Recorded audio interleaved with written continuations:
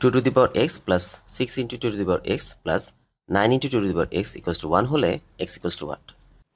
তো এখানে আমরা দেখতে পাচ্ছি লেফট হ্যান্ড সাইডের তিনটি পদের মধ্যেই 2 to the power x common আছে। তাহলে এখান থেকে আমরা 2 to the power x common নিলে পাবো এখানে 2 টু দি পাওয়ার এক্সের সাথে 1 গুণাকার ছিল, 1 প্লাস 6 প্লাস 9 ইকুয়ালস টু 1, বা 2 টু দি পাওয়ার এক্স এখানে চলে আসতেছে 16 ইকুয়ালস টু 1, বা 2 টু দি পাওয়ার এক্স বলা যায় 1/16 টু দি পাওয়ার এক্স। এখানে আমরা 1/16কে বলতে পারি 2 টু দি পাওয়ার 4। এখন আমরা সূচকের একটি সূত্র জানি যে এ ইনভার্স এন মানে হচ্ছে 1/a to the power N. তো এটিকে আমরা উল্টো করে এ আকারেও লিখতে পারি।